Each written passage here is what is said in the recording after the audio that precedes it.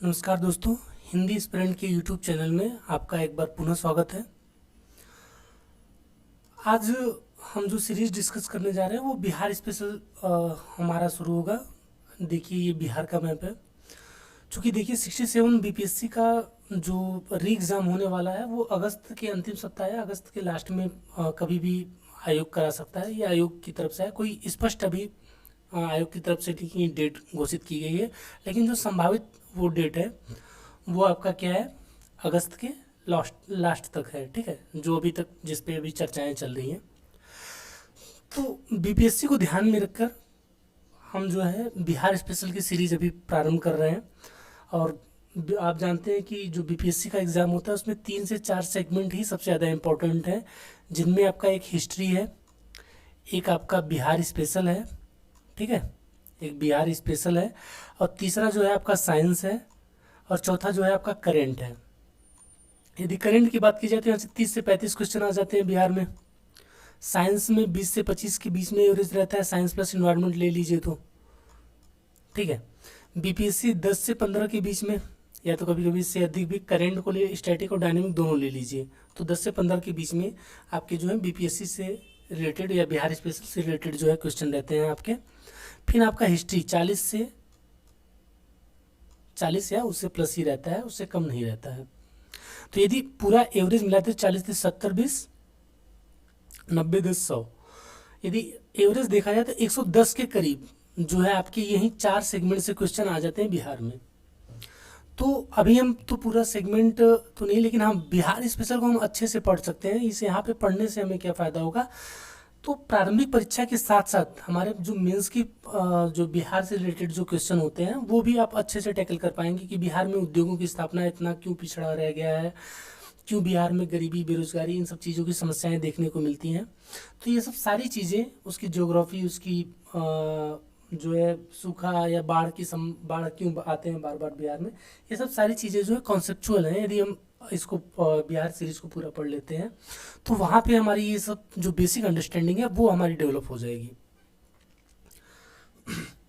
तो अभी हम जो डिस्कस करने वाले हैं बिहार में, तो हमारा बिहार का फिजिकल होगा, हमारा बिहार के फिजिकल, फिर उसके बिहार की पॉलिटिकल, फिर बिहार की कला संस्कृति, इन सब चीज़ों को डिस्कस करने के बाद हम बिहार के इतिहास पे फोकस करेंगे, और फिर उसके बाद हमारे बिहार का सीरीज समाप्त हो जाएगा। कुल मिला के आपका जो ये वीडियो होगा 10 से 15 मिनट या उससे अधिक लंबा नहीं करेंगे हम, ताकि आप आसानी से चीज़ों को पढ़ सकें। और यहाँ पे आपको कोशिश किया जाएगा सारी कॉन्सेप्ट के थ्रू चीज़ें समझा दी जाए, ताकि रटने की ज़्यादा आवश्यकता न पड़े, ठीक है।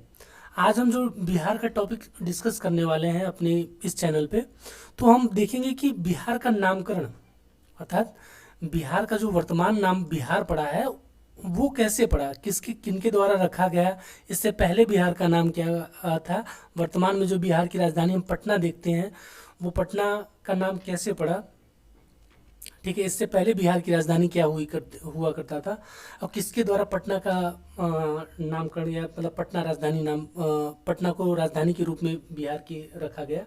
इन सब चीज़ों के बारे में हम थोड़ा बहुत अध्ययन करेंगे, और हो सकता है कि आपको कोशिश रहेगी कि इस टॉपिक के समाप्त होते हुए ये सब सारी चीज़ें जो है आपको अच्छे तरीके से समझ में आ जाए। तो सबसे पहले हम शुरू करते हैं बिहार के नामकरण को। अभी मैप की यहाँ पे ज़रूरत नहीं है, जहाँ जहाँ पे मैप की ज़रूरत होगी तो मैप का भी इस्तेमाल कर लेंगे, ठीक है। देखिए सबसे पहले बिहार के नामकरण को हम डिस्कस कर रहे हैं। तो हम जानते हैं कि हड़प्पा सभ्यता के बाद जो वैदिक काल आता है, वैदिक काल में जो है ग्रंथों की बात की जाए तो 4 वेद हैं, ऋग्वेद, यजुर्वेद, सामवेद और अथर्ववेद, और उन्हीं पर टीकाएं जो लिखी गई हैं, ब्राह्मण, आरण्यक और उपनिषद, ठीक। तो जो वैदिक साहित्य है पूरा का पूरा, उसको 2 कालखंडों में बांटा गया है। एक तरफ जो चारों वेद हैं, चारों वेदों में से एक को निकाल दिया जाए, अर्थात ऋग्वेद को निकाल दिया, बाकी के जो 3 वेद बचे, कौन कौन से, ऋग्वेद के बाद सामवेद, अथर्ववेद और यजुर्वेद, इन तीनों को रखा जाता है आपके उत्तर वैदिक काल में। और जो ऋग्वेद है आपका उसको रखा जाता है ऋग्वैदिक काल में। ये सब हम जब वैदिक काल पढ़ेंगे तो वहाँ पे डिटेल से पढ़ेंगे, तो बेसिक अंडरस्टैंडिंग के लिए जान लीजिए। अर्थात वैदिक काल में को 2 कालखंडों में बांटा गया है, एक ऋग्वैदिक काल, एक उत्तर वैदिक काल। ऋग्वैदिक काल का जो प्रमुख ग्रंथ है, अर्थात जो प्रमुख आधार है, वो ऋग्वेद है। जबकि उत्तर वैदिक काल में तीनों जो ग्रंथ, तीन जो वेद हैं बाकी ऋग्वेद के बाद बचे हुए, यजुर्वेद, सामवेद और अथर्ववेद, इन तीनों को रखा जाता है उत्तर वैदिक काल में।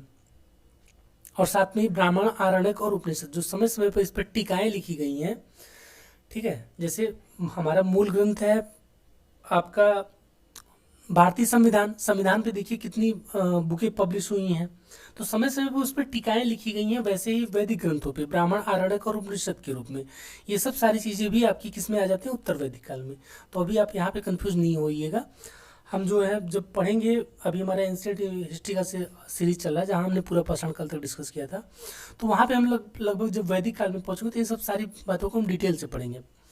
तो आइए शुरू करते हैं। देखिए, सबसे पहले जो बिहार का उल्लेख पूछा जाए कि कहाँ पे मिलता है, किस में मिलता है, तो सबसे पहले बिहार का उल्लेख की बात की जाए तो सबसे पहले बिहार का उल्लेख मिलता है हमारे ऋग्वैदिक काल। वैदिक काल को जो दो भागों में बांटा गया है, ऋग्वैदिक और उत्तर वैदिक, तो हमारा मिलता है ऋग्वैदिक काल में।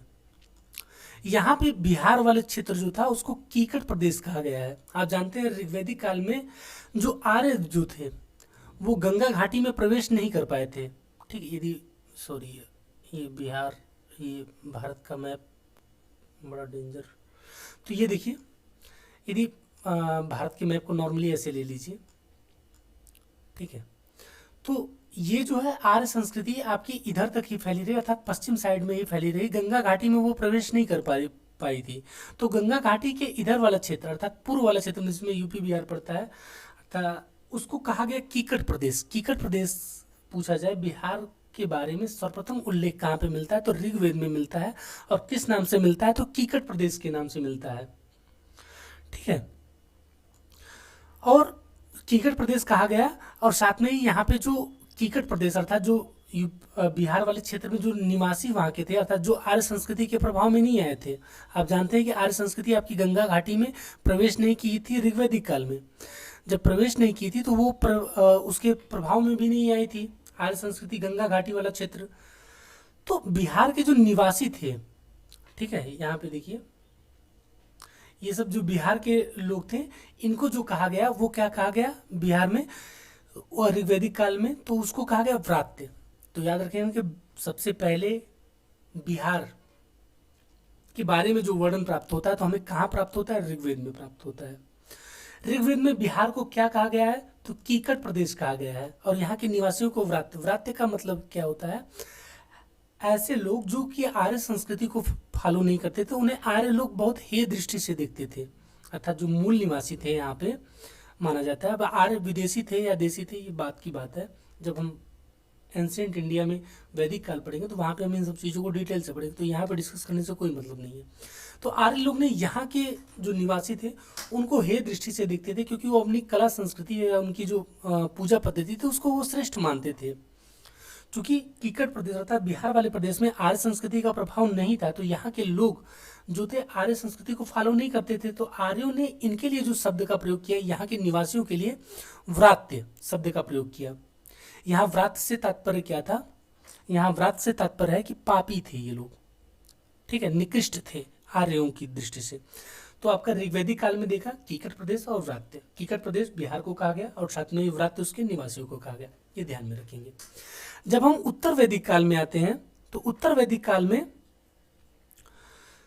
जो शतपथ ब्राह्मण है, यहाँ पे एक कथा मिलती है, ठीक।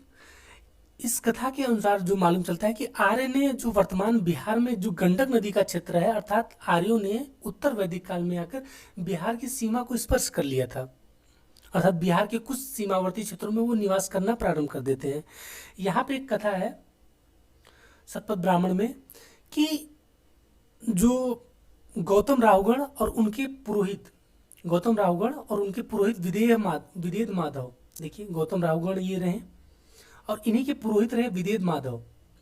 इनकी कथा है कि माना जाता है कि आर्यों ने उत्तर वैदिक काल में जिस समय गंगा घाटी में प्रवेश किया, ठीक है, वर्तमान में जो हमारी गंगा घाटी है उसमें जब प्रवेश किया तो उस प्रवेश के दौरान चूंकि यहाँ पे घने जंगल अधिक थे, वर्षा की मात्रा अधिक थी, तो घने जंगलों को साफ करने के लिए इन्होंने अग्नि का आह्वान किया। जो इनके पुरोहित थे विदेद माधव, गौतम राहुगढ़ जो राजा थे उनके पुरोहित विदेद माधव थे। विदेद माधव ने अग्नि का आवाहन किया और उनके आवाहन पर वैश्वानर नामक एक अग्नि प्रकट होती है और उसने जो है पूरे गंगावर्ती जो सेक्टर था उसको जलाना प्रारंभ कर दिया। और जलाते जलाते वो कहाँ पे, वर्तमान बिहार में जो गंडक नदी है, गंडक नदी मतलब ये गंगा नदी है, ठीक। और ये गंडक नदी आपकी आके ऐसे मिलती है। गंडक नदी को उत्तर वैदिक काल में सदा नीरा नाम से जानते हैं, ये भी आपका प्री के पॉइंट ऑफ व्यू से इंपॉर्टेंट है। तो सदा नीरा नदी या गंडक नदी की सीमा पर जब ये आग जलाते हैं, वैश्वानर आग पहुंचती है और ये आती है कहाँ पे, सदा नीरा के पास। तो इसी सीमा के पास ये आग अपने आप बुझ जाती है और जहाँ पे आग बुझी, आर्यों ने उसी क्षेत्र में निवास किया फिर, अर्थात गंगा घाटी के वे क्षेत्र जहाँ पे अग्नि के प्रभाव से वो जल गए थे, उन क्षेत्रों में आर्यों ने बसना प्रारंभ किया और सदा नीरा को उन्होंने पार नहीं किया। और इस क्षेत्र को वो अपवित्र भूमि के रूप में देखते थे क्योंकि वैश्वानर अग्नि ने इस क्षेत्र को पार करने से मना कर दिया था।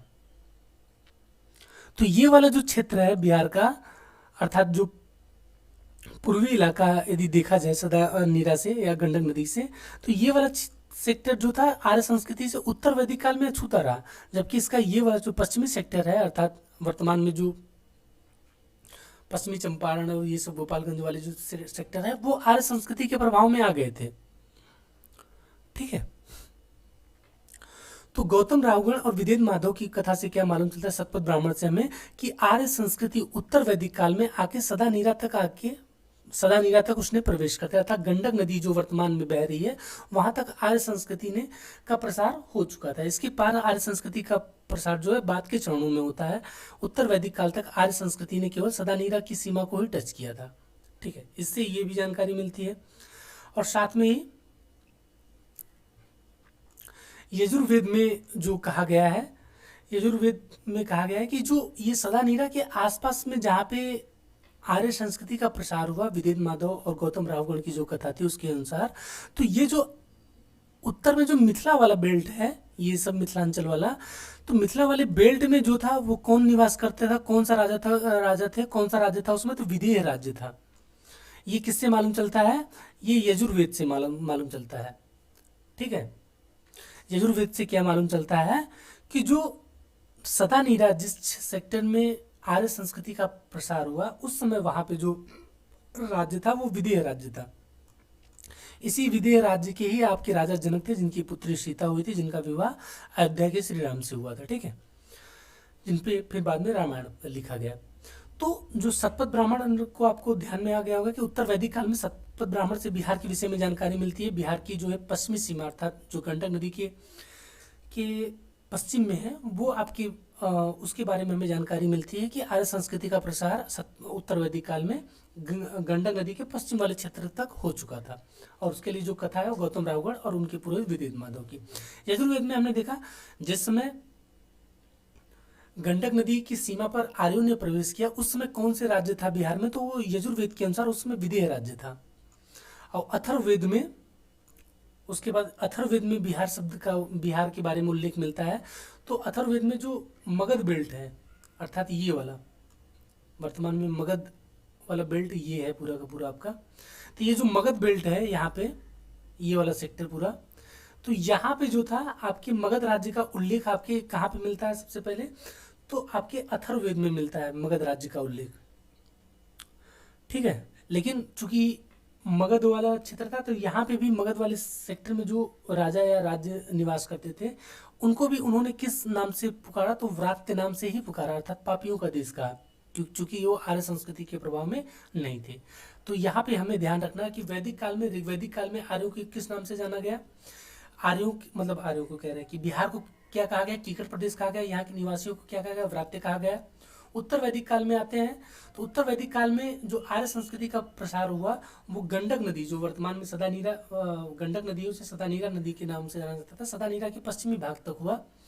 यजुर्वेद में जो सदा नीरा वाला सेक्टर था, अर्थात गंडक नदी वाला जो सेक्टर था, वहां पे जो राज्य था उस पर विदेह राज्य, उस राज्य को क्या कहा, उस राज्य को किस नाम से आर्य लोग पुकारते थे, तो विदेह राज्य, यहीं के राजा जनक थे, ठीक है। फिर अथर्ववेद में मगध राज्य का सर्वप्रथम उल्लेख मिलता है, ठीक है। और यहाँ के निवासियों को भी वो अथर्ववेद में भी क्या कहा गया है, व्रात्य ही कहा गया है। ठीक है, अब आते हैं महाजनपद काल में। 16 महाजनपदों का उदय, वैदिक काल के बाद हमारा जो आता है वो महाजनपद काल आता है। महाजनपद काल में कुल 16 महाजनपद हुए थे। ठीक, ये एंशिएंट इंडिया में हम डिस्कस करेंगे। तो 16 महाजनपद जो थे इसकी जानकारी के स्रोत है एक बौद्ध ग्रंथ का अंगुत्तर निकाय। ये भी बार बार एग्जाम में पूछा गया है कि जानकारी 16 महाजनपदों की जानकारी के स्रोत कहाँ से मिलते हैं हमें। तो बौद्ध ग्रंथ का अंगुत्तर निकाय और जैन ग्रंथ भगवती सूत्र से हमें मिलते हैं। ठीक है, जैन ग्रंथ भगवती सूत्र और बौद्ध ग्रंथ अंगुत्तर निकाय से हमें 16 महाजनपदों के विषय में सूचना मिलती है, जिनमें से 3 बिहार में थे और 8 के करीब यूपी में थे। ठीक है, कुल 16 महाजनपदों में। ये आरओ की जो अभी परीक्षा हुई थी 2021 में, उसमें ये एग्जाम में ये पूछा गया क्वेश्चन था कितने मतलब महाजनपद यूपी में निवास करते थे। तो कुल 8 महाजनपद थे, जबकि बिहार में कुल कितने महाजनपद थे, 16 महाजनपद में कुल 3 महाजनपद थे। ठीक है, 3 महाजनपदों का निवास स्थल कहाँ पे था, आपका बिहार में था। तो देखिए, पहला था आपका अंग। ठीक, वर्तमान में भागलपुर और मुंगेर वाला सेक्टर जो है ये आपका अंग, भी हम मैप में देख लेंगे इसको। भागलपुर और मुंगेर वाला जो सेक्टर था वो किसके अंतर्गत आता था, अंग महाजनपद में। और मगध दूसरा था आपका मगध। मगध के अंतर्गत जो आता था पटना और गया प्रमंडल वाला जो सेक्टर है वो हम देख लेंगे पूरा का पूरा। पटना और गया प्रमंडल का जो सेक्टर है वो आता था मगध साम्राज्य के अंतर्गत। फिर तीसरा था आपका वज्जी। ठीक, ये कुल मिला के वज्जी जो संघ था वो 8 कबीलों का संघ था, जिसमें से 8 कबीले अपना स्वतंत्र शासन करते थे। लेकिन जब निर्णय की बात होती थी तो वो 8 कबीले आपस में मिल जाते थे। ठीक है, जैसे आपके वर्तमान में आपका ये जो संघात्मक व्यवस्था है कुछ उसी से मिलता जुलता आपका स्वरूप था वज्जी संघ का। 8 अलग अलग कबीले थे। 8 कबीले आपस में जो निर्णय प्रक्रिया होती थी अपनी सुरक्षा रक्षा को लेकर, वो उसमें जो था ये 8 जो था सम्मिलित रूप से भाग लेते थे। यदि किसी एक पे आक्रमण होता था तो वो बाकी कबीले इस पे अटैक करते थे।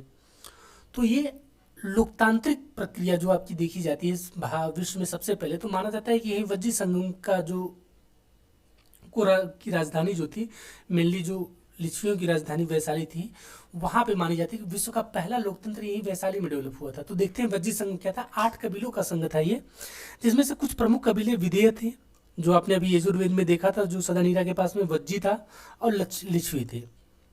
ठीक है, और ये जो वज्जी संघ था इसकी राजधानी क्या थी, वैशाली थी। 16 महाजनपदों में से 3 महाजनपद अंग, मगध और वज्जी। वर्तमान में जो उत्तरी बिहार में आप मुजफ्फरपुर वैशाली वाला सेक्टर देखेंगे तो वही आपका वज्जी संघ वाला सेक्टर था। तो 3 महाजनपद आपके बिहार में थे, अंग, मगध और वज्जी। ठीक है, जिनमें से अंग की राजधानी चंपा थी। यहाँ पे चंपा सही नहीं लिखा है, चंपा थी। ठीक है, चंपा।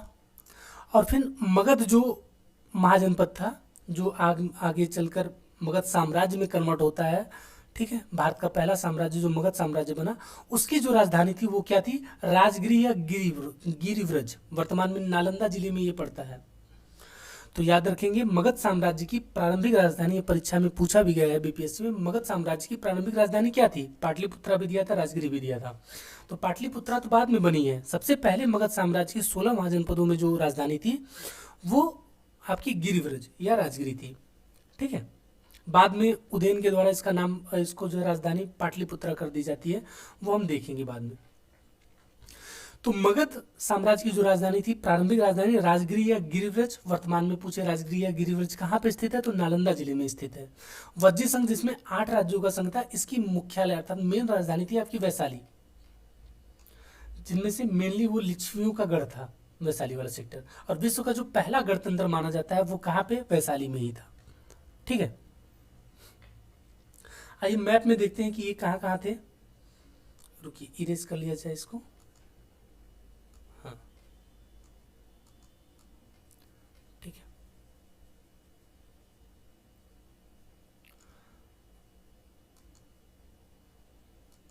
देखिए ये आपका जो सॉरी, ये जो आप देख रहे हैं पटना, ये वाला जो सेक्टर है ये आता था आपका मगध महाजनपद के अंतर्गत। पटना और गया वाला ये वाला बेल्ट पूरा का पूरा किसके अंतर्गत आता है? मगध साम्राज्य के अंतर्गत आता था। ठीक है, ये भागलपुर वाला सेक्टर जो देख रहे हैं, मुंगेर और भागलपुर वाला सेक्टर, ये किसके अंतर्गत आता था? ये आपका आता था जो हमने पढ़ा अंग महाजनपद। ठीक है, और बाकी ये जो उत्तर बिहार में आप देख रहे हैं ये वाला सेक्टर जो था ये किसके अंतर्गत आता था? लिच्छवीगढ़ राज्य के अंतर्गत, जिसमें आपके वेस्ट चंपारण, ईस्ट चंपारण, ये सिवान, गोपालगंज, ये सब जो सेक्टर थे ये किसके अंतर्गत आते थे?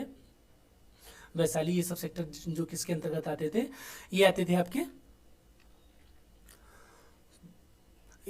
आपके मतलब लिच्छवी संघ के वज्जी संघ के अंतर्गत आते थे। ठीक है, वज्जी संघ के अंतर्गत ये आपकी पूरी के पूरे सेक्टर थे, जिसमें से 8 राज्यों का ये संघ था। राजधानी आपने देखा, मगध की राजधानी जो प्रारंभिक गिरिव्रज राजगिरी अंग की जो राजधानी थी वो क्या थी? चंपा थी। और जो आपका वज्जी संघ था इसकी राजधानी क्या थी? ये वैशाली वाला सेक्टर। ठीक है, और फिर देखिए, तो ये जो तीनों महाजनपद हमने पढ़ा, जो 3 महाजनपद, यही तीनों जो थे उस समय बिहार, वर्तमान बिहार को बनाते हैं। अर्थात यही तीनों महासंघ जो थे बिहार को रिप्रेजेंट करते थे।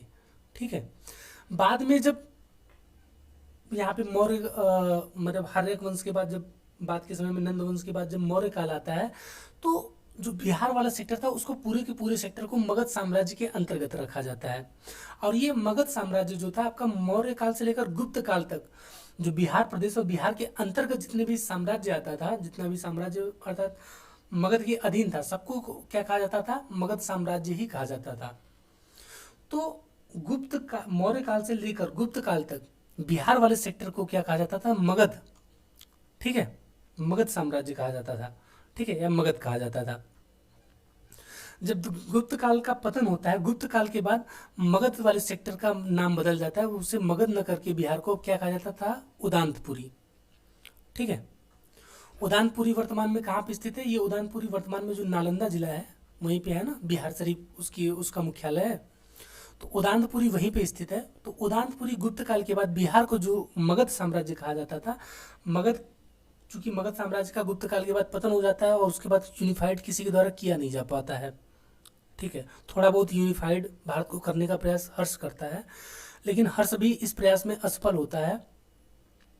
उसके बाद बिहार जो पूरा भारत होता है कई खंडों में बढ़ जाता है, जिसके बाद में विदेशी आक्रमण होता है, तो भारत आसानी से पराजित होता है, क्योंकि भारत में कोई केंद्रीय सत्ता अस्तित्व में नहीं थी। तो उस समय, जिस समय गुप्त साम्राज्य का पतन हुआ और बिहार कह रहे पूरा भारत विखंडित राज्यों में बदलने लगा, छोटे छोटे राज्यों का उदय होने लगा सामंती प्रभाव के अंतर्गत। तो उस समय जो बिहार को कहा गया वो उदांतपुरी नाम से जाना जा रहा था। उसे मगध साम्राज्य के भाग के रूप में नहीं देखा जा रहा था, उसे उदांतपुरी के नाम से जाना जा रहा था। और उसके बाद 11वीं से 12वीं सदी में जब तुर्कों ने भारत पर आक्रमण किया, ठीक है, और मेनली जब बख्तियार खिलजी के नेतृत्व में जो तुर्की सेना ने पश्चिम की तरफ पूर्व की तरफ अर्थात बिहार वाले सेक्टर और बंगाल वाले सेक्टर की तरफ बढ़ना प्रारंभ किया, ठीक है, बिहार और बंगाल वाले सेक्टर की तरफ बढ़ना प्रारंभ किया, तो उन्होंने क्या किया, यहाँ के जो प्रमुख स्मारक थे, जैसे नालंदा विश्वविद्यालय हो गया, उदानपुरी हो गया, ठीक है, विक्रमशिला विश्वविद्यालय हो गया, इन सब चीज़ों को उन बख्तियार खिलजी ने अपने आक्रमण के दौरान नष्ट करता हुआ चला गया।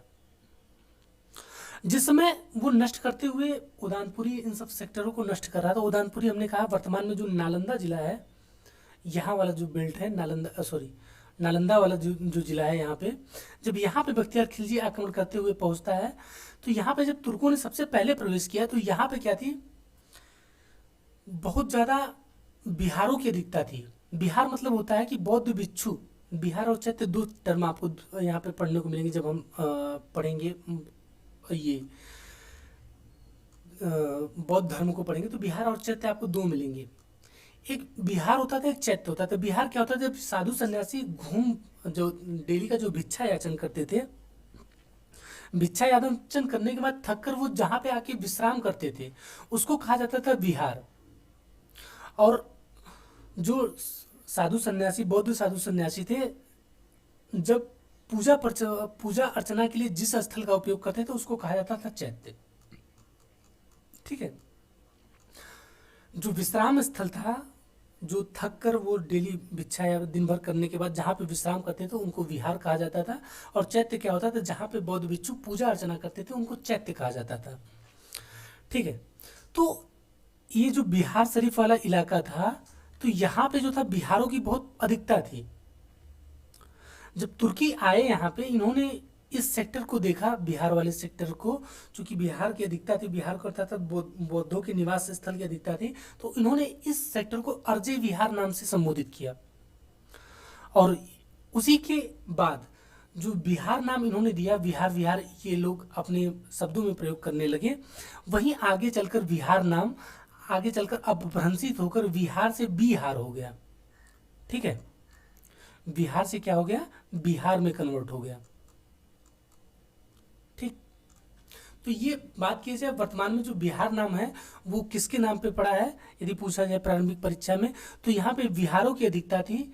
बिहार क्या होते हैं हमने पढ़ा ही, तो बिहारों की अधिकता थी, और बिहारों की अधिकता के कारण ही तुर्की लोगों द्वारा, जो बख्तियार खिलजी के समय में आए थे, इन्होंने 11वीं से 12वीं सदी में बिहार को, वर्तमान बिहार को बिहार नाम से संबोधित किया, जो आगे चलकर बिहार जो था बिहार में कन्वर्ट हो गया, अपभ्रंशित होकर समय के साथ नाम में परिवर्तन होते होते ये क्या हो गया, बिहार में परिवर्तित हो गया नाम। तो वर्तमान बिहार का नाम 11वीं से 12वीं सदी में पड़ता है। ठीक है, तब से इसको क्या, किस नाम से जाना जाता है, बिहार नाम से। देखिए वर्तमान में नालंदा जिले, देखिए 11वीं से 12वीं सदी में जब तुर्कों का आक्रमण का समय होता है, तो वर्तमान में नालंदा जिले के मुख्यालय बिहार शरीफ, जहां उदानपुरी महाविहार स्थित था, यहाँ बिहारों की अधिकता के कारण इसे तुर्की लोग जो आए अर्जी विहार के नाम से संबोधित किया। और यही शब्द जो था, अर्थात अर्जी विहार का मतलब क्या था, बिहारों की भूमि। ठीक, यही अर्जी विहार शब्द आगे चलकर किस में कन्वर्ट हो गया, बिहार में अपभ्रंशित होते हुए। ठीक है, तो बिहार नाम की पूछा जाए तो कैसे कैसे डेवलपमेंट हुआ है, गुप्त काल, मौर्य काल से लेकर गुप्त काल तक क्या था, फिर गुप्त काल के बाद किस नाम से जाना जाता था, और गुप्त काल के बाद जब तुर्क आए तो उन्होंने इसको किस नाम से पुकारा, और वर्तमान में बिहार का नामकरण कैसे हुआ। तो ये सब सारी चीज़ें हमने आज डिस्कस कर ली। आइए आगे चलते हैं, एक बार रिविजन कर लीजिए। देखिए वैदिक काल में जो बिहार का नाम था वो आपका क्या था, ऋग्वैदिक काल में इसको कहा जाता था कीकट प्रदेश। ठीक है, वैदिक काल की बात की जाए तो वैदिक काल को हमने दो कालखंडों में बांटते हैं, एक ऋग्वैदिक और एक उत्तर वैदिक। ऋग्वैदिक काल में जो जिसका प्रमुख आधार ऋग्वेद है, वहाँ पे बिहार को क्या कहा गया, कीकट प्रदेश कहा गया, और यहाँ के निवासियों को व्रात्य कहा गया। शॉर्ट में जल्दी जल्दी रिविजन कर लेते हैं हम लोग। उत्तर वैदिक काल में जो हमारा शतपथ ब्राह्मण है, ठीक है, शतपथ ब्राह्मण में जो गौतम रावगढ़ और विदेत माधव की कथा मिलती है, उससे हमें मालूम चलता है आर्य संस्कृति का प्रसार जो था सदानीरा अर्थात गंडक नदी के पश्चिमी सीमा तक हो गया था। और अथर्ववेद में जो सबसे पहले मगध साम्राज्य का उल्लेख मिलता है, मगध शब्द का उल्लेख मिलता है, अर्थात मगध राज्य का उल्लेख मिलता है, तो अथर्ववेद में सबसे पहले मिलता है। और यहाँ के लोगों को यहाँ पे भी क्या कहा गया, व्रात्य ही कहा गया, क्योंकि आर्य संस्कृति का प्रभाव नहीं था, आर्य संस्कृति की पूजा पद्धति को ये लोग नहीं मानते थे, इसलिए आर्य लोग इनको हे दृष्टि से देखते थे, उन्हें व्रात्य नाम से संबोधित करते थे। महाजनपद काल में हमने देखा था कुल मिला के 3 महाजनपदों का उदय बिहार, वर्तमान बिहार राज्य में हुआ था। तो वो 3 महाजनपद मगध रहे, वज्जी संघ रहा और चंपा रहा। मगध साम्राज्य की राजधानी जो प्रारंभिक राजधानी थी महाजनपद काल में, वो गिरिव्रज या राजगिरी कहाँ पे स्थित है, नालंदा में। वज्जी संघ वैशाली, ठीक है, वैशाली जिले में स्थित है। और चंपा जो है आपका, इसकी राजधानी क्या थी, सॉरी, जो हमारा अंग महाजनपद था, सॉरी यहाँ पे चंपा नहीं होगा, तो अंग महाजनपद था जो तीसरा, अंग महाजनपद की राजधानी क्या थी, चंपा थी। ठीक है, अंग महाजनपद, 3 महाजनपद थे, मगध, वज्जी संघ और अंग। अंग की राजधानी क्या थी, चंपा। मौर्य काल से लेकर गुप्त काल तक जो मगध साम्राज्य, चूंकि महाजनपद काल में 3 थे, और बाद के समय में महाजनपद काल में मगध साम्राज्य का उत्कर्ष होता है, तो ये वज्जी और चंपा वाले सेक्टर वो भी किसके अधीन आ जाते हैं, मगध साम्राज्य के अधीन आ जाते हैं। और पूरे के पूरे सेक्टर को, अर्थात जो सेक्टर जो बिहार के मगध साम्राज्य के अधीन थे, उनको पूरे के पूरे मगध साम्राज्य के नाम से जाना गया। मौर्य काल से लेकर गुप्त काल तक जो बिहार को स्पेशली जो संबोधित किया जाता था वो मगध नाम से संबोधित किया जाता था, और उसके अधीन जो साम्राज्य थे उसे मगध साम्राज्य के अंदर, मतलब उसके अधीन जो था राज्य थे, या वर्तमान में टेरिटरी जिसको कहते हो, वो जो क्षेत्र थे उसको क्या, किस नाम से जाना गया, पूरा का पूरा मगध साम्राज्य कहा गया, जबकि बिहार को मगध नाम से जाना गया। गुप्त काल में इसको उदानपुरी नाम से जाना गया था, और वर्तमान में उदानपुरी की बात की जाए तो ये नालंदा जिले में पड़ता है। 11वीं से 12वीं सदी में जब नालंदा के समीप आते हैं तुर्की, तो उन्होंने यहाँ पे बिहारों की अधिकता देखी और उन्होंने सबसे पहले इस सेक्टर को विहार कहा और वहीं आगे चलकर आपका बिहार नाम पड़ा। ठीक है, अब देखिए बिहार की राजधानी समय समय पे क्या रही है। देखिए महाजनपद काल में, अर्थात महाजनपद 16 महाजनपदों के काल में जो मगध साम्राज्य था, मगध साम्राज्य अर्थात मगध राज्य जो था, वहीं आप जानते हैं आगे चलकर मौर्यों के द्वारा उसको आगे बढ़ाया गया, गुप्तों के द्वारा आगे बढ़ाया गया, तो वो एक विस्तृत साम्राज्य के रूप में बनता है, तो उसको साम्राज्य का नाम दिया गया। और उस समय जिस समय 16 महाजनपद थे, उस समय मगध साम्राज्य ही सबसे प्रमुख, सबसे शक्तिशाली उभर कर आता है। और उस समय उसकी राजधानी 16 महाजनपद के समय क्या थी, राजगिरी और गिरिव्रज। कहाँ पे, नालंदा जिले में। जो हर्यक वंश का अंतिम शासक था, जो बिंबिसार होता है, ठीक है, उसके बाद अजातशत्रु, उसके बाद उसका पुत्र जो है उदयन। उदयन के समय में जो उसने क्या किया था कि उदयन ने पाटलिपुत्र को राजगिरी से या गिरिव्रज से राजधानी को हटाकर पाटलिपुत्र कर दिया। ठीक है, पाटलिपुत्र चूंकि नदियों से घिरा हुआ सेक्टर था, वर्तमान में पटना जो है वही बात है, उसकी बात की जा रही है। पाटलिपुत्र जिसे कुसुमपुर नाम से भी जाना जाता है। तो ये पाटलिपुत्र वाले सेक्टर में पाटलिपुत्र राजधानी किसने स्थानांतरित कर दी, तो आपके उदयन ने, हर्यक वंश का जो शासक था उदयन ने राजगिरी से राजधानी स्थानांतरित करके पाटलिपुत्र को बना दिया। ठीक है, तो दूसरी राजधानी जो मगध साम्राज्य की बनी वो पाटलिपुत्र। और ये गुप्त काल तक, मौर्य काल से लेकर गुप्त काल तक जो राजधानी रही वो आपकी पाटलिपुत्र ही रही। ठीक है, जो बिहार की राजधानी रही या मगध साम्राज्य की राजधानी मुख्यतः वो रही आपकी पाटलिपुत्र ही रही। बाद में आप देखते हैं कि विदिशा उड़ीसा में चेंज होती है, लेकिन वो बहुत ज़्यादा इंपॉर्टेंस नहीं है, वो 2 राजधानियाँ हो जाती हैं, तो वहाँ पे हमें नहीं। तो हमें ध्यान में रखना है कि मौर्य काल से लगभग गुप्त काल तक, बीच में छोटे छोटे राजवंशों के समय को छोड़ दिया जाए, तो लगभग जो मेनली राजधानी रहती है वो आपकी पाटलिपुत्र, जो उदयन द्वारा स्थापित की गई थी। ठीक, पूछा जाए पाटलिपुत्र नगर की स्थापना किसने की थी, तो उदयन ने, हर्यक वंशी शासक उदयन ने की थी, और ये गुप्त काल तक राजधानी रही। गुप्तोत्तर काल में बिहार की राजधानी जो थी बदल के क्या हो जाती है, बिहार शरीफ हो जाती है। वर्तमान में बिहार शरीफ कहाँ है, नालंदा जिले का मुख्यालय है, वो रही। और ये गुप्तोत्तर काल से लेकर 1541 तक, अर्थात गुप्तों के पतन के बाद 1541 ईस्वी तक, जब तक शेरशाह ने आकर इसकी राजधानी को बिहार शरीफ से स्थानांतरित करके पटना नहीं कर दिया, ठीक, तब तक गुप्तोत्तर काल में, गुप्तों के पतन के बाद से लेकर, अर्थात 400-500 ईस्वी से लेकर वर्तमान 1541 तक जो राजधानी रही बिहार की, वो पाटलिपुत्रा न रहकर क्या रही, बिहार शरीफ रही। अब 1541 के बाद जब सूर्यवंश का निर्माण होता है, मुगल साम्राज्य अर्थात हुमायूं को पराजित करके जब सूर्यवंश की स्थापना करता है शेरशाह सूरी, तो उसने जो था बिहार की राजधानी को कन्वर्ट किसमें कर दिया, बिहार शरीफ से कन्वर्ट करके पटना ले आया। ठीक है, और उसी ने ही पाटलिपुत्र का नाम, वर्तमान नाम रखा पटना। माना जाता है कि पटना में जो पाटन देवी का मंदिर है, जो वहाँ की पाटन देवी का मंदिर है, उसी के नाम पर जो है वर्तमान बिहार का नाम, की राजधानी का नाम पटना पड़ा। ठीक है, अब पटना संबंधी कुछ फैक्ट को देख लीजिए। कुछ पटना संबंधी जो प्राचीन नाम है, ये बार बार एग्जाम में पूछे भी जाते हैं, तो पटना के नामों को देख लेते हैं हम, क्या क्या रहे हैं समय समय पे।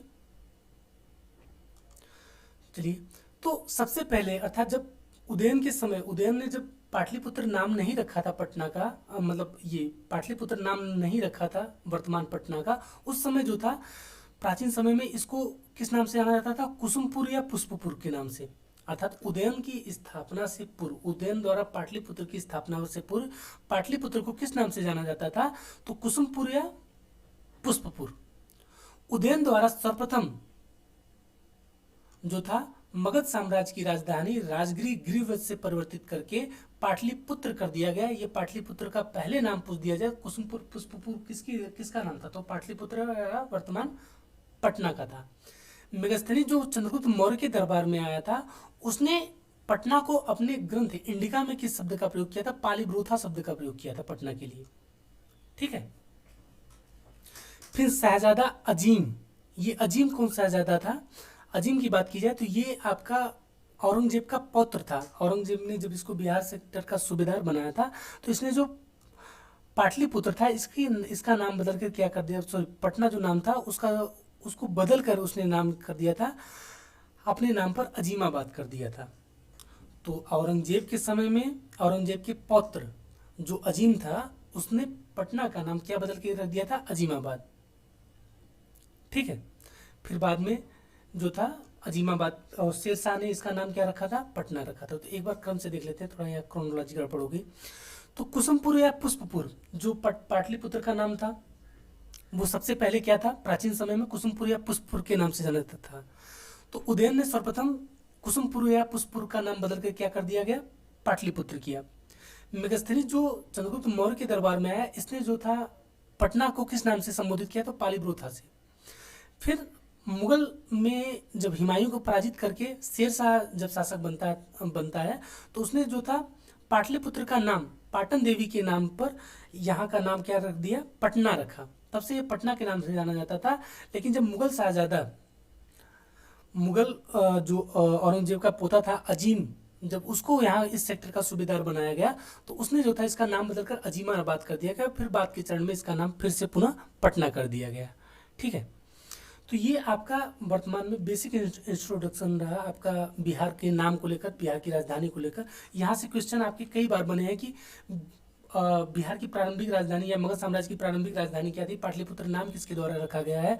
सर्वप्रथम पटना का नाम मतलब पटना को राजधानी के रूप में किसने स्थापित किया, शेरशाह सूरी ने किया। और अजीमाबाद पटना को किसने संबोधित किया था या किस काल में नाम पड़ा था। ये सब सारे सेक्टर आपकी प्रारंभिक परीक्षा में पूछे गए हैं और पूछे जाएंगे, आगे भी संभावना बनी रहेगी। तो इसी के साथ इस टॉपिक को समाप्त करते हैं। कल हम जो पढ़ेंगे बिहार की वर्तमान स्थिति, चूंकि आप जो इस मैप में जो बिहार को देख रहे हैं, ये शेप बिहार का, ये प्रारंभ में बिहार का ये शेप नहीं था, इसमें झारखंड भी शामिल था, उड़ीसा भी शामिल था। ठीक है, कभी ये बंगाल के अधीन आता था, बंगाल के अंतर्गत आता था। तो ये कैसे कैसे बिहार का समय समय पर विभाजन हुआ है, किन किन कालखंडों में कैसे कैसे हुआ है, इन सब सेक्टर को देखेंगे। और बिहार ने वर्तमान स्वरूप को कैसे प्राप्त किया, इसको भी हम देखेंगे। वो नेक्स्ट हमारा जो वीडियो आएगा वहाँ पे हम डिस्कस करेंगे। तो चलिए, धन्यवाद।